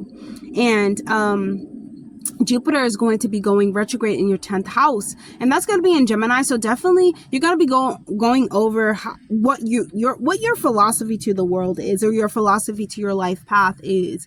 Like, is it actually based off of intellectual knowledge, like metaphysical knowledge? Is it based in religion, cultures? You know, it's something I came up with myself. Does this actually align to my soul's path in this life, in, you know, what my true mission is? And you going over those things while Jupiter is in retrograde. And so Mercury, your ruler, is actually going to enter Scorpio in your 3rd house for October 13th. So for me, that kind of seems like, you know, you're using your speech to you're using your speech to speak to your brothers and sisters, you know, for negotiations, speaking about what's going on in the world. But it being in Scorpio, they're like secrets coming into light, things that you actually didn't know, and it transforming the way that you speak to another, or the way that you speak to your relationships, or you speak to your brothers and sisters. There is some type of there's something that definitely comes up, or some type of idea or information, Mercury, that comes within your 3rd house, and it brings it to your awareness. And it kind of it's definitely best for you to write during this time, Virgo. It's definitely best for you to speak out during this time, whether it has to do with speaking into a mirror. I feel like your speech can be really spicy too, during this time when it comes to speaking to another person. And the full moon in Aries within your 8th house, like I said, there's some type of idea or something that exists within you, or, you know, another person bringing in finances, or something, you taking initiative towards some type of finance or debt, or something that involves action. You know what I'm saying? And so, but with Venus and on the 17th, actually in your 4th house in Sagittarius, there is this, like, you're bringing up, you know, you're feeling optimistic about your emotions, or about the way that you see your life, or the way that not the way you see your life, but the way that you view your emotions. And how does it go from, like, your mother and your childhood, and, you know, your ancestral trauma, and, like, how does it stem from all of these things, and you being optimistic and observing these things, and, like, this is how I built a belief system behind, you know, my emotions, by, you know, all of these experiences that happened to me. And now it's time for you to be, like, optimistic about it, and maybe you thinking more about how you can attract, like, you know, better circumstances, better outcomes, how you can feel more beautiful and you know, I guess justified within your own, you know, emotional landscape. How can you feel better about things that are happening around you, Virgo? And so let's choose a message from your higher self, Virgo, and see what they would like for you to know right now. Okay, top one. We have, I align with my higher purpose to the divine. I am a humble servant. This is so perfect for Virgo. I feel as though they are ones that are more aligned with their higher self when they're younger, meaning that they know that they do have a service to service the world, right? And understanding that they are a servant to some higher power, but they're aligning to their highest potential in order to fulfill a purpose. And I just feel like, Virgo, the eclipses are definitely going to have effect on you. It had effect on your relationship if you are, you know, if you, because it illuminated your 7th house when we had the lunar eclipse. And I just honestly just thinking about all these changes and these transformations, and I just feel like, Virgos, you are now more aligning to the path that the world actually needs you to be on. Like, you're starting to see, like, there is no time to joke. You know what I'm saying? Like, you have to align, you have to connect to the highest source in order to fulfill these things that people honestly need within you and they expect within you. Definitely Spend some time drinking a lot of water, you know, drink a lot of water, eat your fruits, and be mindful of the things that you say to yourself and you say to others, Virgo. So that's all I have. Definitely like, comment, subscribe, and I'll see you guys in the next video. Bye, Virgo. Hey, Libra. So Libra, you are the star of the show. Happy solar return, happy birthday, happy Earth Strong, happy Earth Day. Thank you for coming into existence, Libra risings. We definitely need you. Libra suns, Libra moons, and Libra risings, Libra north node. You guys are such beautiful people when it comes to your outlook on life, your outlook on love, your outlook on partnerships, connections, and connecting to another. So you are the star of the show. This solar eclipse is going to be happening in your first house, Libra. You must definitely pay attention to this. Please, definitely pay attention to this. This solar eclipse is going to be happening at 10 degrees, Libra. So if you are a Libra with a 10-degree rising sign, you are definitely going to be feeling this. If you have any planets, Libra, Aries, 10 degrees, you're going to feel this eclipse. If you haven't watched my other video on the lunar solar eclipse in Libra, you should definitely go and watch that, because Libra, you are the star. So now more than ever, you are conscious and you are understanding the world around you and how you're connecting to with this world around you. Okay, you are expanding your belief systems, your outlooks on life. How do you actually view the world, and how you view the world, and how is it showing up in your like, how is it showing up in your ability to function in this world, and your brain structure? Like, what is your brain actually on? And this is just broadening the scales for you, Libra. And it being a really potent time for you to meet others that, you know, are connect with the way that you want to connect with, and the way that you want to walk throughout your life, and remain open to the flow of life. Definitely, Libra is going to remain open, and your intuition is definitely spot on during this time. So definitely follow it. Solar eclipse. Anytime we have some type of solar energy, or solar eclipse, this is a new opportunity. This is a new something that sparks within you, but that is soul driven. Trying to align you more to what your path actually is. Okay, so happy solar return again, Libra. This is definitely a powerful month for you. So let's see. Okay, so just expect new doors to open. Like I said, doors open, doors closes during solar eclipses, but they open and they close for your alignment, for your soul's alignment. You have a mission, Libra, and you know, it's coming into effect. It's now being crystallized. It's now being put into action. And okay, during this time, this can be a new beginning. I'm so sorry about that sound. Oh, I really don't like that sound. It just drives me insane. So, let's see.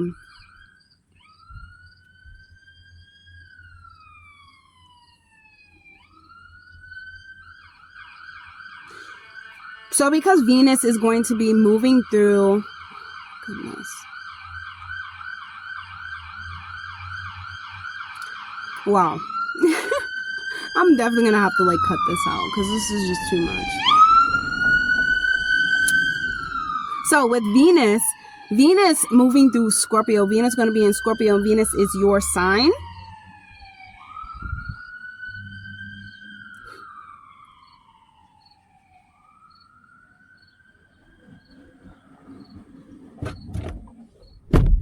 So with Venus moving through Scorpio, and Venus is your ruling sign, there can be a lot of intensity, right? There can be a lot of new beginnings sparked just by Venus being in Scorpio.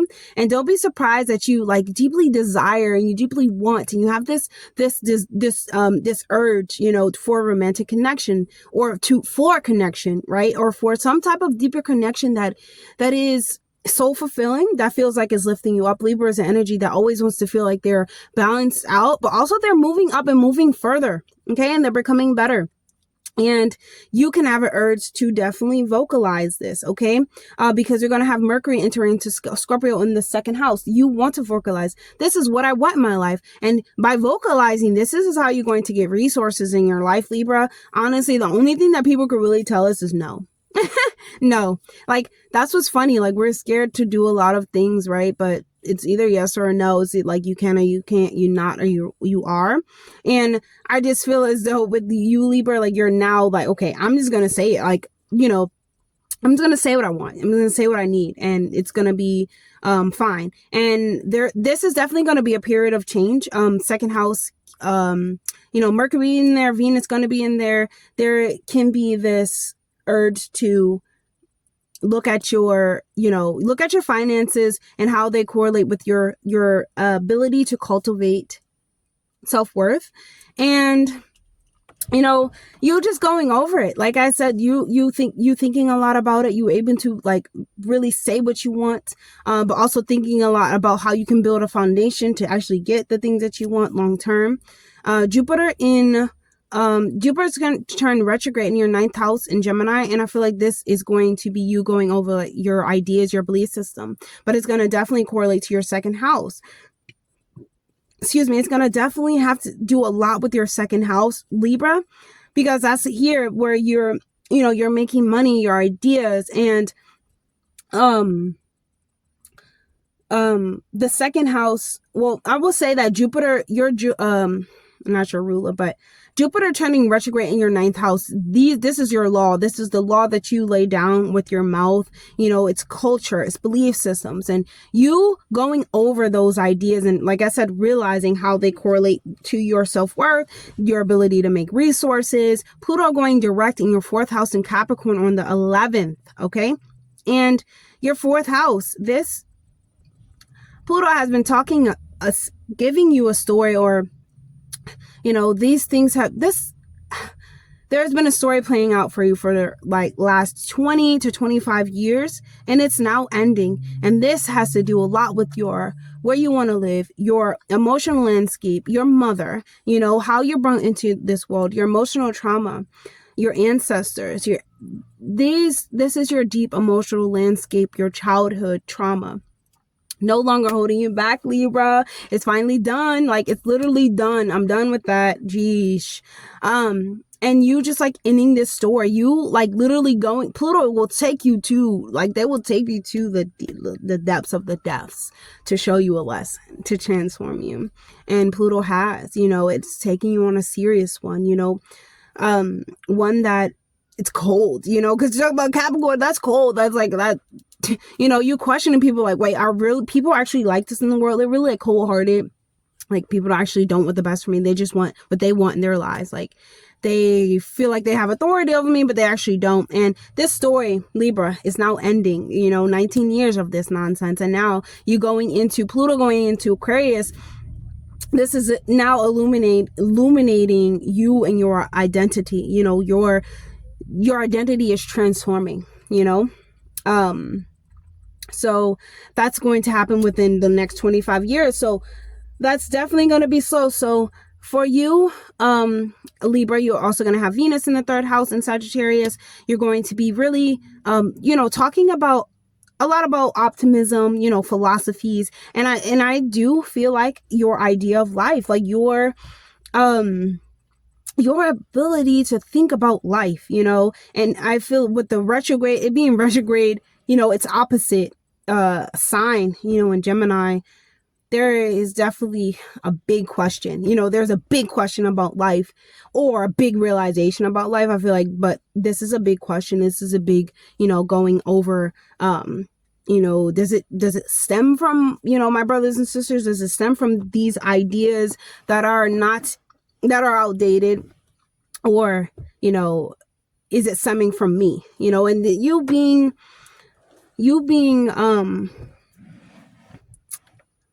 you having to go over this, you know, Libra, like I said, this is in your sign. So you having to go over the ideas and thought processes that were pumped into you, and now building your own type of belief system behind it.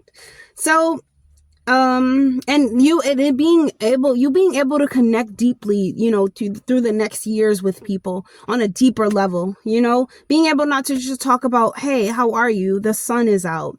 It's a nice day, but going in deep. So I feel like this is just getting you ready to where you're actually going to go within the next couple of years, authentic relationships and authentic and meaningful connections, Libra. So, let's choose a message from your higher self, Libra, and see what they would like for you to know. Forgive them for your well-being, Libra. I feel like this just hits home. I will say definitely for Libra moon,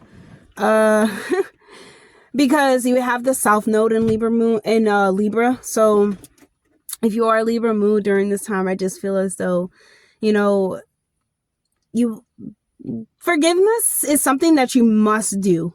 I feel like in order to truly imbalance your emotions, Libra, in this eclipse, you know, it being eclipsed on your emotional state, there's something at home that you have to forgive someone for, you know, that really stops you and really halts your idea and connection and your ability to bring just and value into the world. So please, you know, forgive them, because it is not for them. It is for you, and it is for your own evolution. So that's all I have for you, Libra. I hope that was helpful. Definitely like, comment, subscribe, and I'll see you guys in the next video. Bye, Libra. Hey, Scorpio. So Scorpio, okay, let's get started. It's going to be quite intense for you. We have Pluto, your ruler, going back retrograde into Capricorn. So Pluto was in retrograde. So that was, listen, you know, it's intense for you. And then we have Mars in Cancer. Mars is your secondary ruler. But this is okay, because you're used to this intense, you know, you're used to this intense energies, you know, kind of having to balance your emotional state with your ability to move, Scorpio. And, you know, you just feeling a little bit more sensitive than usual. But I feel like Venus and the planet of communication and Mercury are going to be in your home sign this month. So this is going to sweeten up your life, you know, letting go of these emotions that you vocalize that are actually like holding you back. Because you know what we say, what you say becomes you, Scorpio, and you being able to like vocalize your emotions in healthy ways can heal them. I am healing my emotions, right? And I feel as though you bottling up things inside, the way that you feel, it only hurts you, you know, at the end of the day, Scorpio. And spending some quality time with loved ones and going out and doing something fun, definitely this weekend, or definitely on any type of weekend, will be really great for you. The reason why is because we have this new moon solar eclipse in your 12th house, in Libra. Partnerships, you know, this is a makeover. This is uncovering what you're actually afraid of. What are your fears are all coming to light. And, you know, this is another water house. So it's like, it weighs on you deeply, you know, like, what is your karma? And, you know, there's no limits to your power, but what is power? And you just really, you know, trying to really get to the core values of what no longer serves you anymore, Scorpio, and what does serve you. And you understanding there is no limits on your power, but there is some type of limit that comes to us, that we feel that comes to us, that we think that comes to us, or there is a human limit, or there is something that limits you within your head, and you trying to understand that, you know. People don't play, like, people limit you. That's what it is. Like, people do play a part in your subconscious behaviors and how you act out, and being mindful of this will, you know, have you understanding that you maybe need to retreat, relax, you know, go into hermit mode and just calm down and kind of get your emotional state back into, back into action, or back into some type of stable, foundation. But we know, yes, Scorpio is a very intense energies, but just using any type of waters and, you know, those type of intense energies, it does play a huge part in like the core, you know, of the Scorpio rising. So like I said, Pluto is turning retrograde in your 3rd house, which is your ruler. So like I said, you gotta just most importantly be mindful of the things that you're saying to yourself, like speaking from power, not from the limits of other people and how they limit their own power and own belief system. Because it's really important during this time with Mars in Cancer. Like I said, that's your secondary ruler. You not letting your emotions drown you, and you going through the cycles and just the motions of feeling emotional. Like, no, you letting it transform you and move you into different areas and different outlets, you know, of your life. So we also have Jupiter turning retrograde in your 8th house. Okay, so that to me is going over, you know, resources, you know, talking a lot about resources, honestly getting plans, maybe a real plan when it comes to how you can better make resources. There can be a bill, honestly, that comes in during this time, or some type of information that comes in. This can, you be you going over your finances. You know, what are you spending on? What are, you know, your capability of actually buying property or something like that, or even debts, you know, like just going over your debts or something. And then Mercury is entering into your first house, Scorpio. Definitely, please just be mindful of what you're saying. Definitely speak hot and spicy as you will during this time, you know. But be careful about your control, you know, your ability to control. You are the master of your own life, Scorpio, but you cannot control another. So you cannot speak to have yourself, you cannot speak to control another person. Just being mindful of these things, because this Mercury in Scorpio is going to be opposing your 7th house. So just be mindful that all of the depthness, and honestly the metaphysical world that exists within you in your mind, you know, during this time, even when we go into your season, now going to Scorpio season, oh my goodness, the sun's going to Scorpio in your first house. Oh my goodness, this is like the way that I can describe this month, honestly, is transformative forces. But the transformative forces that exist within you, Scorpio, within the mind, and your ability this month to like really figure out, I'm not going to let my emotions actually stop me from doing anything. I'm not going to let my emotions actually hold me back and keep me obsessing over things that have long gone. You know, I'm not going to let these behaviors continuously keep me this way. Like they can keep the next person this way. It is not my, you know, my problem to take on the help of the next person, right? And let's choose a message from your higher self, Scorpio, during this time. I keep saying during this time, but I already said the sun is going to go into Scorpio. The Venus is going to go into your second house of finances, self-worth. And I feel like you're going to be really optimistic about how you feel about yourself. And it bringing up this beauty or this love or even this jealousy.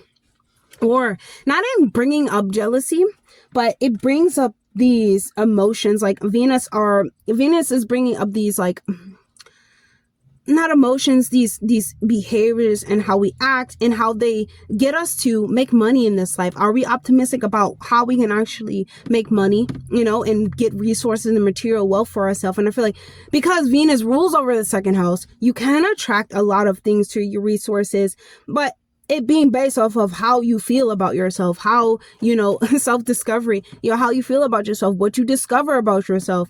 And it being in Sagittarius, that is a discovering sign, you know, a seeker of the truth. So I feel like for you, Scorpio, you know, you're the process of understanding yourself. You're the process of understanding your loved ones and not just observing them to observe them like that they're acting outside of me, but to observe that they're acting like this outside of me because of how I act. This is actually a projection of me. And you understanding that you are the only one that exists in your reality can kind of like, you know, balance out. I can definitely balance all the scales for you, Scorpio. That's all I have for you. I hope that was helpful. Definitely like, comment, subscribe, and I'll see you guys in the next video. Bye, Scorpio. Sagittarius. So Sagittarius, your planetary ruler Jupiter is going to be going retrograde in your 7th house, in Gemini. So, you know, this really shines a light on other people and, you know, those like people who are around you. And, you're trying to evaluate your belief systems and how it goes with your partner's belief systems.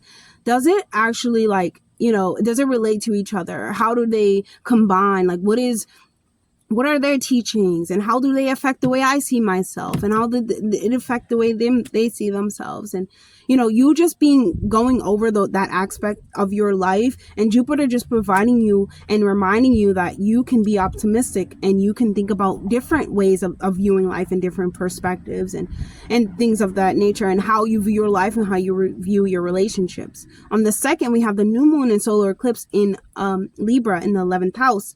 And this is shining a light on like humanitarian issues, your dreams, your goals, your goals, your wishes, you know, your community, your soul family. And during this time, you inspire others to achieve great things within their life, and you're asked to find your soul tribe. You're probably connecting with your soul tribe. And during this solar eclipse, the universe is bringing you it's bringing you in alignment with your belief system, what you say that you believe in, and your goals for the future. And it's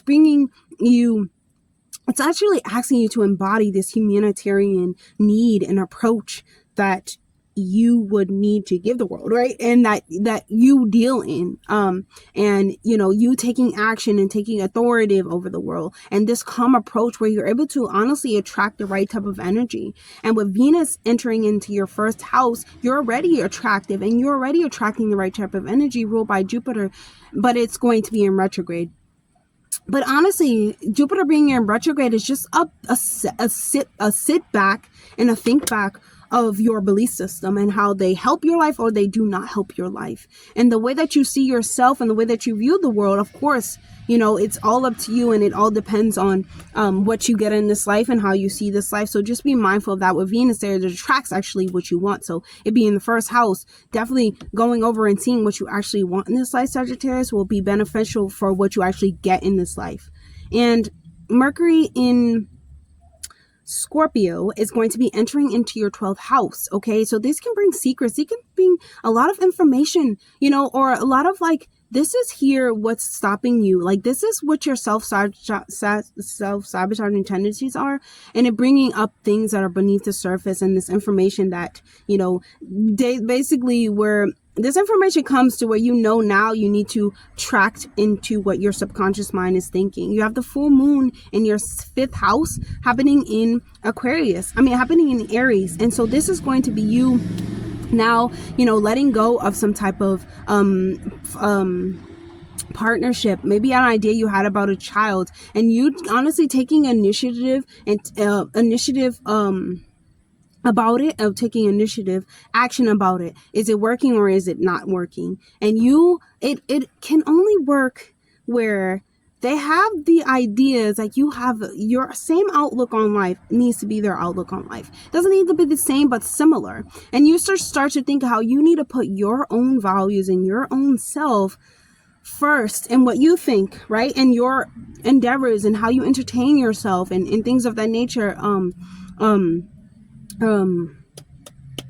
Sagittarius, but just be mindful that you're not actually, Mars and the moon, that you're not actually trying to physically think you can do something, rather than you having to sit with these uncomfortable feelings and move through them, Sagittarius, okay? And it just gives, like, with the full moon in the 5th house, I feel like it gives you a happy way of doing it. Like, this is a fun house, but the full moon, it's not really fun, but it kind of feels like, more alleviating, when you truly understand that things don't sit right with your heart, so it wouldn't sit right with your vision, Sagittarius. Okay, so let's choose a message from your actually, I wasn't done. So this month, that you're definitely, Sagittarius, understanding your world, your inner world. You're understanding your social standing, your relationship with others. You're understanding a lot more. Definitely when it comes to your social awareness, will be a lot of focus this month, and giving you insight on the people you surround yourself with and their ideas and their outlooks on life. And your ruling planet Jupiter, like I said, is prompting you for even more introspection this month, like I said, in your outlook on life, your brain structure, the way you see yourself, your body. Definitely think about if you have health problems. Jupiter always offers different avenues to solve these problems, and you may need to go abroad. You may need to find someone to help you with these type of problems that you have. There can be like a little bit of drama too. Various things can happen for you this month when it comes to like the 17th and the full moon being in Aries, because like I said, that there can be a lot of dreams. Your dream space can tell you a lot of things, like I said, your subconscious. And what I mean by a lot in like drama, I mean by you start to see that you're causing your own, because you are the authority of your life and you can remain calm and things of that nature. You start to see that you're like naturally charming, other than usual, right? But you're naturally fun, and you're naturally feeling good, or what I'm saying, like you're naturally someone who's optimistic and adventurous and things of that nature. But Mars in Cancer, it's slowing you down because, like I said, the moon is ruling over Cancer. It's slowing you down and making you look at your inner world. And it being something that, you look at your inner world, now you start looking at other people around you, and you just start to just question a lot of things. Not to question it to like question God or question Goddess, but to just question your outlook and how you can further it, like how you can expand it, what needs to actually be rearranged, and how you can take initiative within your subconscious and honestly within your creativity skills to make these things, to transform these things. So let's choose a message from your higher self and turn your pain into passion. Mars. So Mars is naturally ruling over your 12th, your 5th house, your 5th house. So I feel as though, that's a house of creation. 5th house is a house of creation, turning your pain into pleasure. Anything that you feel, during the full moon kind of does bring up a lot of things from the past. Any type of lingering pain. Pain is very paralyzing to us all. If we didn't have like the sun, we probably would be like just all rolling around like on the floor. We probably need to actually physically be able to move how much pain, people experience in life. Not to be funny with it, but to understand that you can turn it into something. It doesn't have to sit in your body, Sagittarius, and seeking and understanding that you being ruled by Jupiter, it is your mission for your soul to be evoluted, to be an evolution. Like your soul's mission is to evolve. That is all. Like your soul's mission is to evolve because you're ruled by Jupiter. Jupiter is the planet of is the planet of expansion. It's the planet of being more, being better, and that is that's what you have to do, Sagittarius. So that's fun. That's all I have. I hope that was helpful. Definitely like, comment, subscribe, Sagittarius, and I'll see you guys in the next video. Bye. Capricorn. So Capricorn, this new moon solar eclipse is going to be happening in your 10th house, and it's going to be in Libra.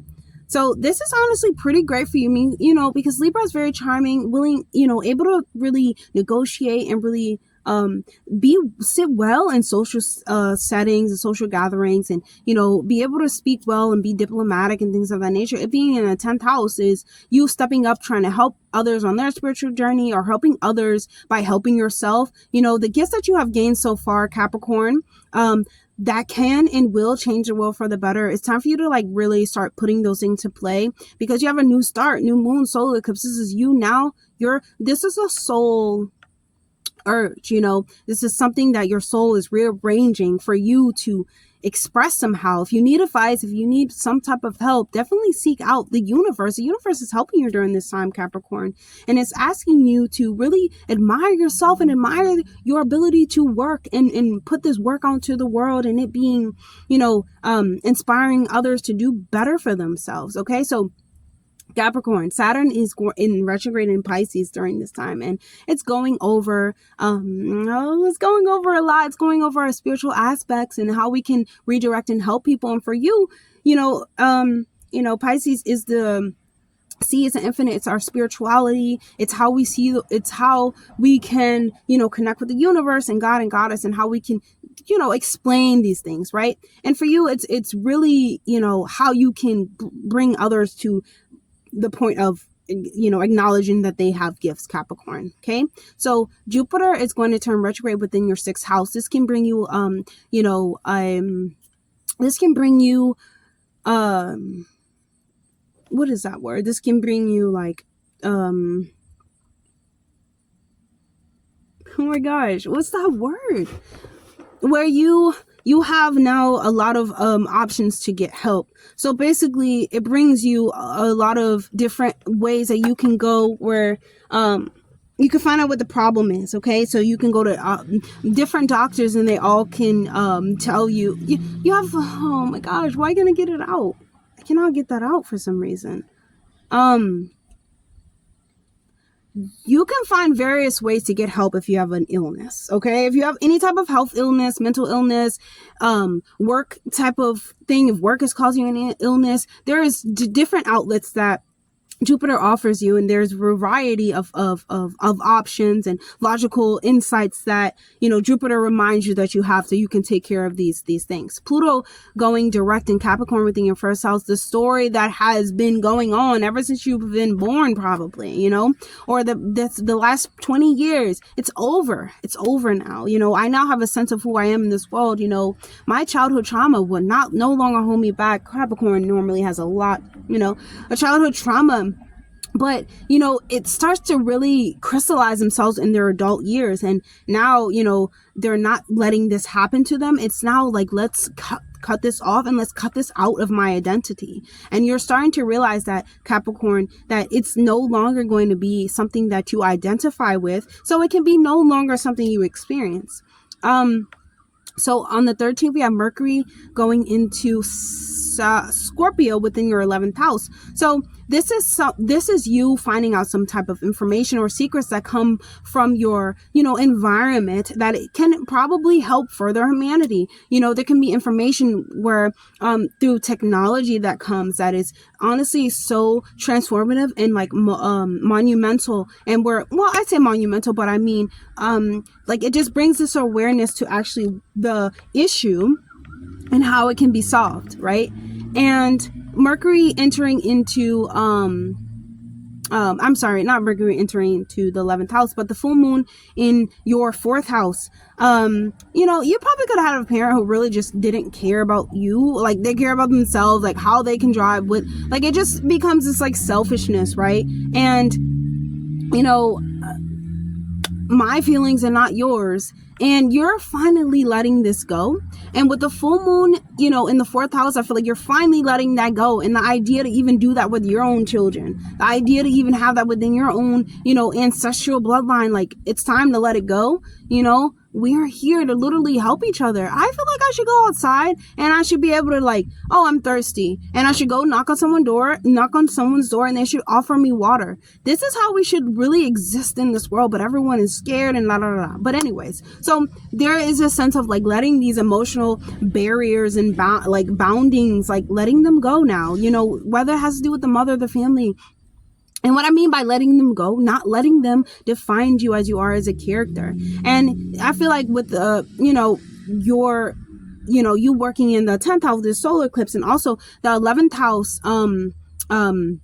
Mercury going into the 11th house, and the sun is going to be entering 11th house. You are more ambitious. So you're really ambitious during this time. You know, you're really productive. This is really you showing your professional side, Capricorn, and you're really happy about this because, you know, it's highlighting your 10th house. You're trying to reach this long-term success. 10th house is long-term success, putting in goals. It is your career. It's really your life path. When I say career, I mean your life path, something you're actually supposed to do or that you want to do and that you master yourself over and you can accomplish.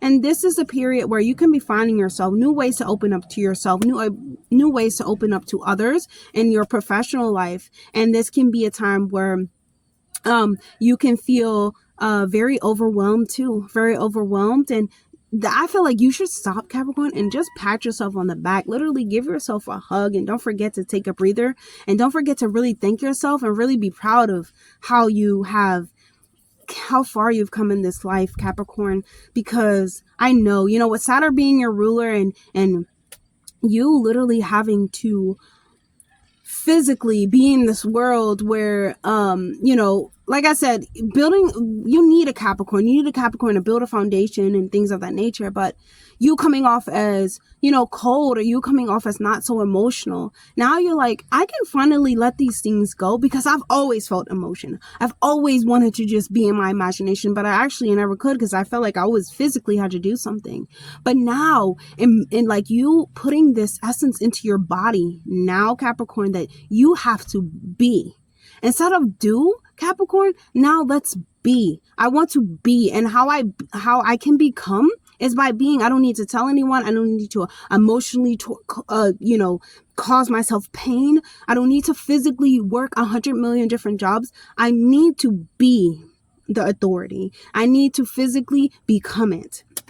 And so this can be a really good time for you to take some type of trip, for you to go somewhere, for you to take some type of breather, Capricorn, because I know you guys have been working hard for the last years. And I mean by like, it's like you're working hard for the world. Like, is the world actually working? I feel like Capricorn is the ones that honestly came up with they just don't like to work. You're just too lazy to work. Like, they came up with that. But, you know, it is not about physically working hard in this world. It is about working hard at bettering the world. And for you, Capricorn, you're now starting to understand that in your identity people do not hold the key to how you experience your success. Your success, though you would like for it to be for everyone, for your whole family, you are the one that achieves the success, and you are the one that should be proud and hug yourself as you achieve this success and now become success, Capricorn. So let's choose a message from your higher self, Capricorn. Wow, we got nothing lasts forever, but you are not lost. Pain ends and pleasure begins. Again, Capricorn, as I said, well, I wouldn't say as I said, I would say that we evolve within our character. I understand that, you know, I definitely understand the perspective of a Capricorn, right? Definitely depending on your sign, but just, you know, with the fourth house, with all these things going on for the Capricorn, I just feel as though like this story that has like literally been lingering is finally over, and you can finally understand that it wasn't going to last forever. It was just temporary. Everything is temporary. The only thing that's actually constant in this life is change. And I feel like you understand that, right? And you're knowing that pleasure will return to you, Capricorn, and it is, and it shall, and it will be. That is all I have for you, Capricorn. I hope that was helpful. Definitely like, comment, subscribe, and I'll see you guys next video. Bye, Capricorn. Aquarius. So during this time, this is definitely an innovative month for you. Okay, you're thinking about the future, thinking about what lies ahead. You know, is there going to be a curve for you ahead? You having major events this month. Let's talk about the solar eclipse. So the solar eclipse it's going to be happening in your 9th house, and I feel like this is going to be bringing you the real inspiration that you need within your mind, within your ability to learn, process information, with your belief systems, accessing higher knowledge, cultures, like all of these things are really going to help you thrive in your professional life. I feel as though, you know, Aquarius, really understanding the workings of the universe, or your universe, please, understanding only your universe, how people respond to you. You are the only one that exists in your life. What I mean by that is, we are a part of a whole. Yes, we are a part of a whole, but we can only really perceive what's going on in our life. So you have to take those initiatives over your own life, and understand that you're the only one that can physically perceive what's going on. So Aquarius. So yeah, also with the solar eclipse, you could feel a little bit, you know, detached, maybe like uninterested. Maybe you think a lot about your freedom. And that's why I say it's definitely important to go over what's going on in your own universe, because it is a wonderful time to learn or relearn, or to be like a part of a team. It is a time to be involved with something other than yourself, but that, you know, has a capacity to go further in life, something that is bigger than life, you know, that can actually change. Well, that's, I won't say actually change, but that shifts a belief system and makes everything seem as it's more excuse me, interconnected. And this can be a time where you think a lot about your individuality and how working with others and who you are as an individual, like, will it still shine through? Like, can I still, you know, show up as myself or be who I am in these groups of people? Even when it comes to working with like life, you know, partners, when it comes to your work, when it comes to your family. Jupiter is going to be turning retrograde in Gemini in your 5th house. And this, honestly, it's a really good time for you, Aquarius, because, you know, I mean, honestly, with Jupiter being in Gemini in your 5th house, it's a really creative time for you. Extremely creative. You can learn so much quicker, easily pick up on all of these things. But with it going in retrograde, you're seeing like, am I learning what's valuable to my, you know, to help my evolution, or to heal my heart, or, you know, to assist with my duties, my inner child, or any type of fun, like, are these things actually really bringing me progress, or is it just for entertainment and I'm feeling as though I'm doing this for entertainment? Maybe I'm spending so much money on entertainment but thinking that it's supposed to be teaching me something. Be careful not to just spend money on buying courses and actually be present in them, and think about what more aligns to the greater outlook in life and your creative abilities, skills, And so then on the 11th of October, we have Pluto turning retrograde, or actually Pluto isn't retrograde, but it's actually turning direct in Capricorn. And this is going to be happening in your 12th house. So, Pluto being in the 12th Aquarius, you are extremely, empathetic. You're extremely intuitive. You can go beyond and beneath the surface and truly understand what life is. You can be a medium. You can be able to talk to your ancestors, the ascended masters. Your dreams are probably extremely vivid. You're able to astral project well and bring back items, or bring back any type of information to the physical realm. These are things that you're able to do with Pluto being in your 12th house. But Pluto is it's ending a story. So within your 12th house, there is this idea, there is this law, or not even law, this idea that you made up within your own life, and you put it towards your identity, and you've mastered the ability to keep you stuck in your subconscious. And now, with Pluto moving into your 12th house, it's ending that story of keeping you stuck within the mind and feeling as though everything is serious when it probably isn't. Or your emotional side, like taking your emotions way too serious when it probably is not. And it's moving into your first house. You already got to look at it. I made a video about Pluto going into Aquarius for the next 25 years. Definitely go watch it, because you're definitely like the show. Like, you are showing us what it truly means to show up as our authentic self and be happy for it, not care about being judged by it, for it, or because of it. And, this is really like characters, understanding how your mind works and your subconscious worked, diving into your individuality, and still being able to help and process and progress the world through your outlook on it, or through the way that you see it, right? Because, your nature is to think about think about ahead, think about the future. And there can be some major events this month too, when it comes to your professional life, when it comes to something sparking your professional life, your career, your 10th house, because Venus is going to be illuminating the 10th house. And, your 10th house is your career, your life path. And as it illuminates it, don't doubt the creativity or the creator that exists within you to create the life that you deserve, or to move to a career that actually is more aligned with your inspired actions. In our lifetime, we want others to understand us so much that we have them understand us, but we don't understand ourselves to know what we want, and we get ourselves in careers and battles and all these things that don't align with us. And now for the next 20 years, when Pluto is when Pluto goes back to Aquarius, you have this understanding of the development within yourselves is what develops the world outside of you, right? And just be mindful that you're not letting people being mindful that people will not always understand you, and they don't always have to. You are going to show us, like I said, over the next, Pluto is a slow moving planet, that it's okay to show up as yourself. It is okay to be yourself. It is okay to be yourself as you are now and still be accepted and still be loved and cherished and nurtured and honored. And I feel like Aquarius, like I said, you guys are going to be teaching us this, and during this time you will have a chance to now put those things into your identity, or getting a chance to now start putting those things into your identity and into your career. So that's a beautiful time for you. Definitely transformative. So let's choose a message from your higher self. We have Kundalini Shakti. Aquarius, it's time for you to definitely go into meditation. I would say meditation in the sun, or meditation around sounds, crystals, around fire, or within the moon. That's where I'm getting, like, those are the best places for you to definitely meditate on, because it brings you a sense of awareness and a sense of like centeredness within your own self.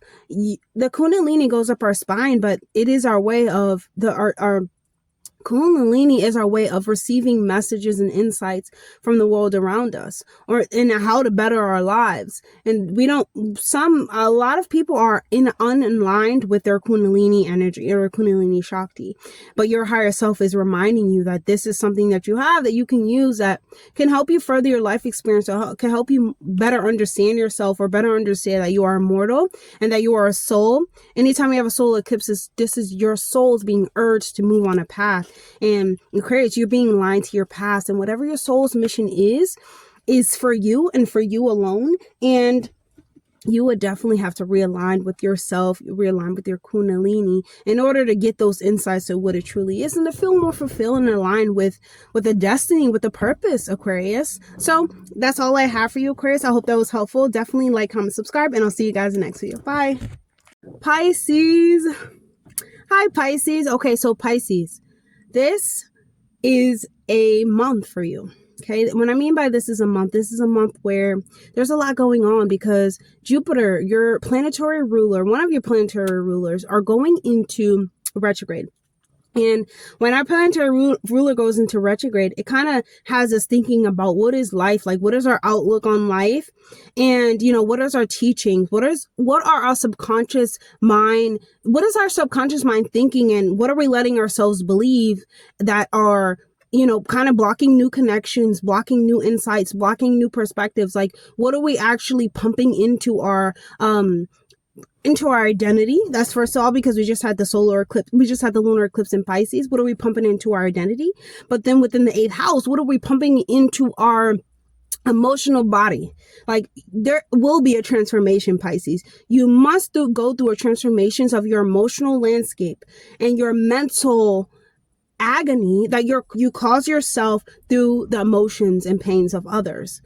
And 8th house is the house of like other people's resources, other people's monies, debts, intimacy. And you need a new outlook, or you need a new way to understand those things. So you can be feeling really detached and really uninterested in what's going on in your affairs, your relationships, or even your business partnerships, because you want to enjoy this sense of freedom. There is this sense of freedom that you want to do, and it is a wonderful time for you to learn about, anything you want to learn about, anything that has to do with the 8th house. Is things that are underneath the surface. Any type of occult knowledge is great for you to learn during this time, because it brings you a sense of peace, because Pisces are always looking for the truth, but they're looking for the truth of humanity to better understand how to heal it, or how to transform it, or what it needs, but not actually, Pisces do not actually want to initiate it. They just they have an understanding of what it needs. Right? And so for you, Pisces, this is you might need to learn how to be a part of a team. You might need to learn how to work well with others, and not think about so much if they like you, or if they want you to be involved, or you thinking that your identity, or you thinking that your identity would be hurt, or would be taken away from you just because of everything that has gone on in the past. So you can still keep your identity while you contribute to your emotions, you contribute to your family, your projects, and all of these things. Because as I've learned as a Pisces rising, and I'm sure like Pisces rising as they evolve, it's like you don't have to force people to believe that you're something. Like, you have to just be, because Pisces is a being sign. So instead of trying to force, or trying to, I'm this way now, I don't believe in this, or trying to force my will onto others, or my whatever I want to force onto others, I start to think to myself, like, I'm just going to be. This reality, or where we are, is about just being. It's not about forcing, it's not about doing anything, it's not about rushing. When they say journey, it's literally the journey of the bee. Journey of being, as you don't know what your soul's contract, like, I don't know what someone else's soul's contract is. And Pisces, you have to understand your soul contract probably involves karma clearing out, but it involves your soul's evolution. And though Pisces, you will deal with a lot of things, because you just had the lunar eclipse earlier in I believe it might be in March or April, one of them, where we're going to have a solar eclipse in Pisces. Listen, or lunar eclipse in one of them, but it's going to be in your It's going to be happening in the first house of Pisces. And can I just say that these are transformative times, Pisces. I can't really stress it enough, because the identity is what Saturn is trying to teach us. But October is where we really see that our identity does not really have to be forced upon another, more so just embodied by who we truly say we are and who we want to be, because that's how we truly be. And Pisces, you have to understand that your imagination can be you as you embody that imagination. So this is definitely a great time for you to learn during this time. And then Jupiter, like I said, is going to be retrograde in your 5th house, your creativity, going over your creative endeavors, going over your romantic partnerships, you know, maybe children, thinking about having children during this time. You could find out that you're pregnant during this time. This is maybe twins. Oh my gosh, because Jupiter, that's so funny. And like Jupiter in Gemini, twins. But you know, the 5th house, like it going in retrograde, you thinking about your creative endeavors, like, is it good enough? Does it really go with who I am and what I'm trying to portray, and what I'm trying to say, what I'm trying to portray, the message I'm trying to get across, is it really going to be received as heartfelt as I want it to be? And Jupiter is giving you a chance to really see how your identity and your outlook on life plays a part in the way that you're able to express and be creative. So yes, Pisces, of course, you know, you're able to make these things happen for yourself. Definitely re-go over it. And Saturn is teaching you. Saturn's in retrograde too, so definitely put in the work right now. But because these are in retrograde, it may feel as though you're not doing enough, but definitely, Pisces, you are doing enough. You have to do what you can do, or what you believe that you can do in your life. Okay. And that is what Saturn is going to teach you throughout these next 3 years. And so 11, or the next year and a half, like I'm counting down the time when Saturn goes out of, which will be 2026 for good for Pisces. Thank goodness. But, Pluto is turning direct in your 12th house, Pisces. I'm sorry, in your 11th house, because we're talking about Pluto and Capricorn.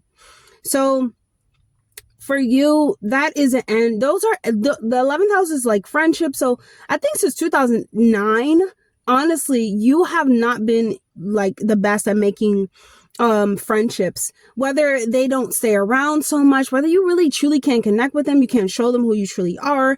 There is some type of, you know, seriousness that comes from where you had to work harder at your relationships probably than most, or, you know, relationships are really what transformed you, and you're like, I really don't want to go through that again. They really showed you, you know, parts of who they are, who you want to be, kind of turned your heart cold. And now that Pluto is moving, it's kind of ending that.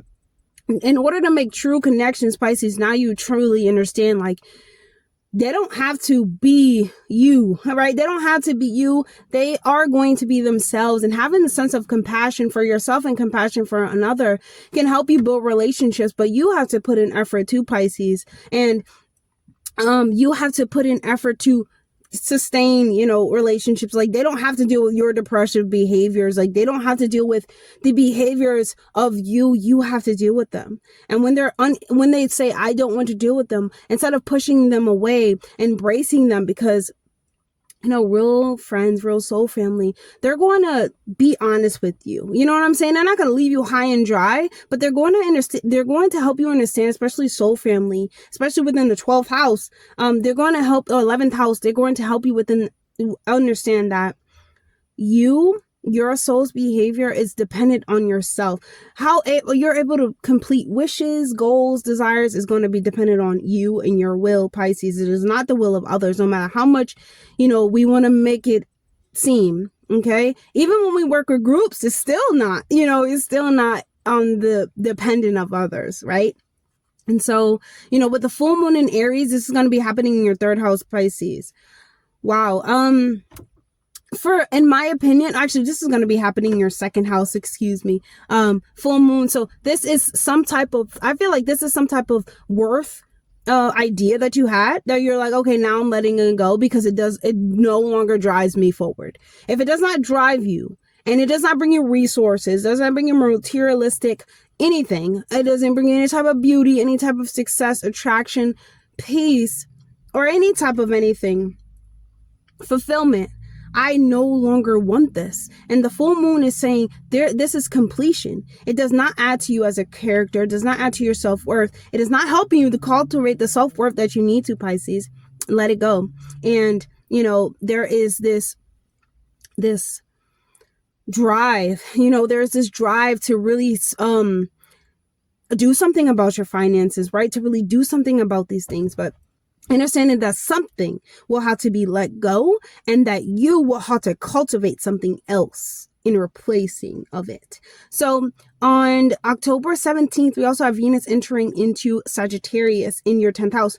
So Sagittarius, okay, it being in your 10th house, you're going to attract this is really good for you, actually, when it comes to you being on the media, you being you being in the spotlight, like people seeing you, you know, you're not attractive. Maybe what you're saying, it speaks, it's informative, right? It has a lot of information. It's philosophical. It changes lives. It gives other people a perspective on their lives, so they're able to shift. There is a higher perspective. There's a higher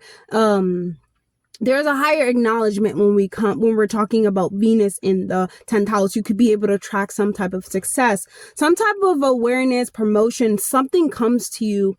You know, it could be from afar, it could be out of the blue, but it is for your life path purpose. It is a recognition of what you're trying to portray to the world. You're doing a good job. You should continue to do it. And on the 22nd, we have the sun entering into Scorpio in your 9th house. So that's going definitely, I feel like this is going to bring you some insight about who you are as a person. And it can be extremely transformative, but it shifts something within you that is you, that nobody can take away from you, Pisces. That now it becomes a law and something into your world that is embedded into you as a being, and now it becomes a teaching. And now you can teach this. Now you can talk about this. And now we're talking about Scorpio. And now this becomes something where you merge with it and you let it transform you. And it's something emotionally that you deeply, yes, of course, resonate with, but it's something of your core essence. So why you even came into this reality, because the sun is our core vital essence, and it being in Scorpio, it definitely brings up this intense feeling, but this intense core feeling around an act, a transformation, a change, a drive, intimacy. Like, where can I find the deep depths of something? You know, like, where can I search for the deep depths? And, you know, 9th house Scorpio is where can I search for the deep depths of something. Okay. And your innovative nature has you, really like, actually not your innovative nature, your ability to like cultivate this rich idea about yourself and about most importantly about your inner world is like the beginning of like you moving forward, you being able to look forward now, like you being able to truly like figure out what you desire, you know, like what, because when you talk about what you desire, you're talking about, because, okay, 9th house, not 9th house, but Scorpio talks about what we desire. But when you understand the Scorpio energy, we talk about what you desire. You're feeling this. This is, you want to feel the way that you would feel when you would get it, and that's when your desires like come into like they come into fruition, they come into fruition. Yes. And so, you know, with Mercury, we got Mercury, Mars, and Venus all aligning. Actually, they're all in fellow water signs, and so they're all going to be like illuminated. They're all going to be illuminated. And so this month is definitely for you to learn and to trust your intuition, trust your emotions, trust that someone is telling you something, Pisces, such that you are connected to such a higher force, and that you must get connected into this, and you must embody these forces and and embed them into your identity. It doesn't happen overnight, no, but here's the time to become aware of it. The solar eclipse lights up the 8th house, and it lights up Libra, your connections to other people. Them being teaching, they can teach you so much stuff during this, not during this time, but, throughout life, they can teach you so much stuff. During this time, there can be, new finances, a new inheritance, something new coming from, the partner, property or some type of something that comes, from other people, from your partner, something that's shared, some type of shared intimacy. And so you being able to trust your emotions, let them guide you, and not just swimming in them, trying to get out of them or trying to understand them, but just allowing them to flow as though the water flows. The water doesn't say I'm so heavy or I'm 100 feet deep. It kind of just lets itself flow and it's able to breathe. You know what I'm saying? And so, I would think a lot about like your relationships too, because they could be shifting during this time, as well as your career and finances. What you want, what you want in another, you may, oh my gosh, this is 15 much. What you want in another, you may not want, anymore. And it kind of shifts, it shifts your perspective on that. And you're thinking about what can make you happy, right? Like, how can I intentionally be happy? And Pisces risings are going to be asking themselves these questions for, a minute. Like, how can I intentionally be happy? What can I do to actually make myself happy? Are these relationships making me happy? Am I even making me happy?